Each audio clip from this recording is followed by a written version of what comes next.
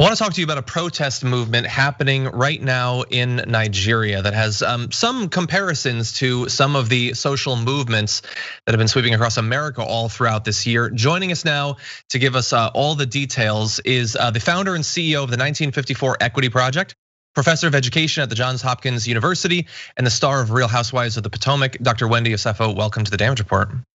Thank you for having me. Very glad to have you here. So this hashtag EndSARS movement that's been going on, I have a feeling that many of our viewers in the United States probably are not very familiar with this. So what is this all about? So EndSARS is a direct, I would like to say, affirmation against the police department, a special unit within the police department of Nigeria. In the police department, they have an anti-corruption unit.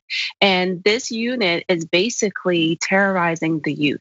Their job is not to do that, of course. Their job is not to harm anyone, but they are using their badge as a way in which to police the youth, kidnap them, torture them, and murder them. So right now there's an uprising going on in Nigeria that is calling for the Inspector General of the police to not only disband SARS as far as the department, but then to give them tangible actions moving forward on how they're going to address police brutality within the country.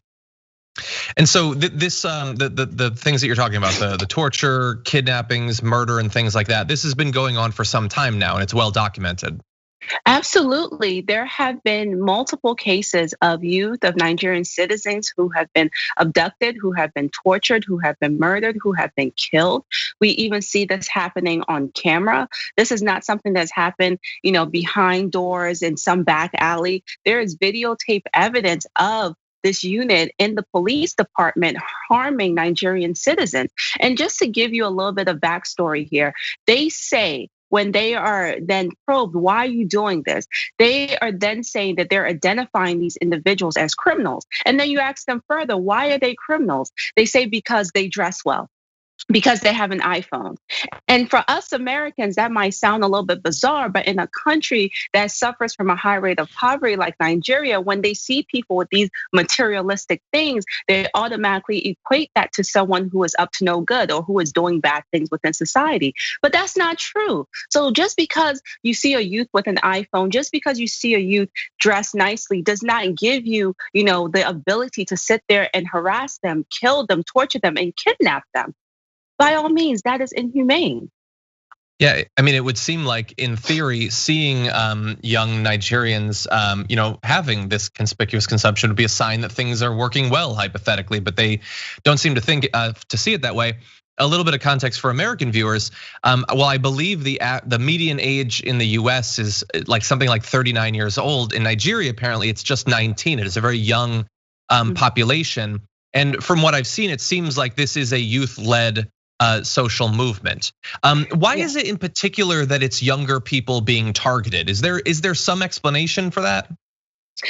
So Nigeria has had a history of corruption, a history of impulsive political parties. And why I'm tying that into the question and what you're asking is that young Nigerian youth have seen this within the country. They have heard stories. I was born in Nigeria. I came to this country when I was fairly young. And I have heard stories from my aunts, my uncles, my parents about the ways in which the government has harmed them, has stymied their growth. So now we see Nigerian youth saying, hold on, you did this to our parents. You did this to our parents' generation. And we are not going to allow you to do this any further. And that's why I think this movement, the EndSARS movement, is really being corralled by youth, because we have seen the damage a corrupt society, a corrupt government has had on our country. We are not saying that we want EndSARS to just be the beginning. No, we're saying that we are not taking abuse any longer. That us as youth in Nigeria refuse to let the government preclude us from all of the greatness that we can have as the next generation in the country. So I am proud of the youth for taking this stance, because the government has really robbed the country for far too long. While acknowledging that these protests are still, in their developing phases, I after seeing months and months of the Black Lives Matter protests in cities across America, we've seen that here in America, it's led to a lot of people seemingly getting to understand the problem a little bit more. But a lot of state and local governments, the federal government certainly, don't seem, even after 6 or so months, to really have changed their position at all. And we've seen protesters being brutalized all over the country. So far with the EndSARS protests, what is the reception like in terms of the police reaction, the government, society? How is it being viewed so far? Well, they're not letting up. The youth are not letting up. And I don't believe that the government was expecting it to last this long. When you come from a history of a country where there have been movements, and even the great musician Fela Kuti, he wanted to start a movement against the government. A lot of people didn't back him. So the government was probably expecting a few youths to come, rise up, and then it'll be quelled. This movement is just getting started. They're saying we're not going to stop. And I think that the police, the government is taking notice. I also think it's important that a lot of Nigerians who are making waves both at home and abroad are also speaking out against this, bringing attention to this. Whether it's musicians like Davido, Tiwa Savage, Wizkid, these are people who have platforms. And that's another thing that we have to speak to. Whether we look at the EndSARS movement and the Black Lives Matter movement, there is a special ingredient here, and that is social media. The ways in which these movements have been propelled beyond their borders. When it was Black Lives Matter here in the United States, the same people who are saying EndSARS in Abuja were saying Black Lives Matter there and chanting George Floyd's name. So we are seeing a direct switch now that here we are in the United States saying EndSARS.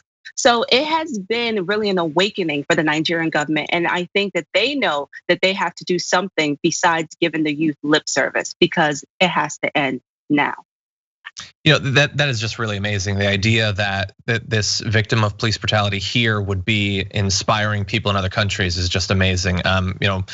Amongst all of this bad stuff that's happening, it's a little bit heartwarming, at least to see that.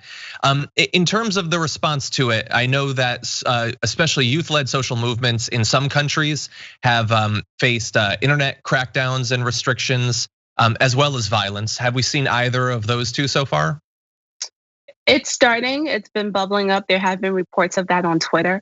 I don't have any necessary data to substantiate that, but there have been people who have tweeted that there have been things going on. I do know once protesters are arrested or they're apprehended, the first thing they do take is their cell phones. There's no irony to that because they know that cell phones are the medium to which people communicate.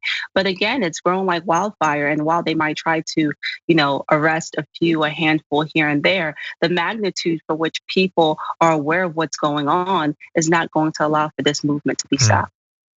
Okay, and so supposedly the Nigerian government is saying that they're going to have this new special weapons and tactics team to possibly replace that. Is that actually a substantive change? Is that just an attempt to diffuse the protests?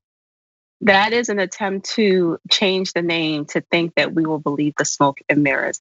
So now it's the hashtag has also been added, which is EndSWAT, which is the unit you just mentioned. Because what Nigeria has a history of doing is that when they disband these different units, they just take those same officers and place them in different places, and they continue on the same behavior in which caused the first unit to be disbanded. So that's why the Nigerian youth have said, yes, thank you for saying that you will technically end SARS, but you will start another one. But that's not what we want. We don't want lip service. We don't want you to change the name and then these officers continue to terrorize, abduct, and murder people.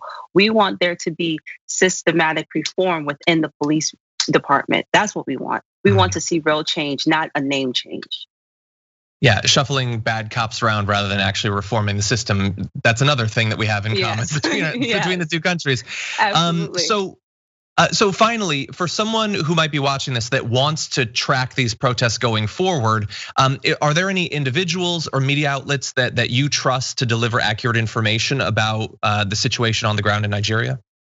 Absolutely. I would say, make sure you follow Amnesty International. They're doing a great job, really tracking this. I will also say there is a document on change.org that talks about petitions and talks about ways in which you can help donate.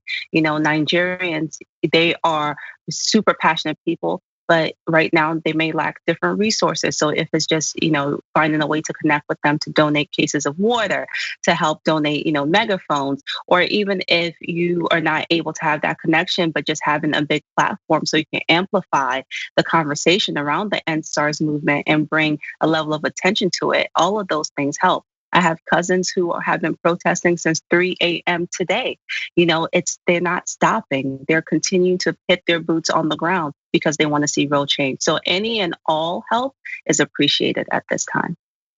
Dr. Wendy Osefo, thank you for joining us. And by the way, for being an example of using your platform to draw attention to it. We really do appreciate that. Thank you so much.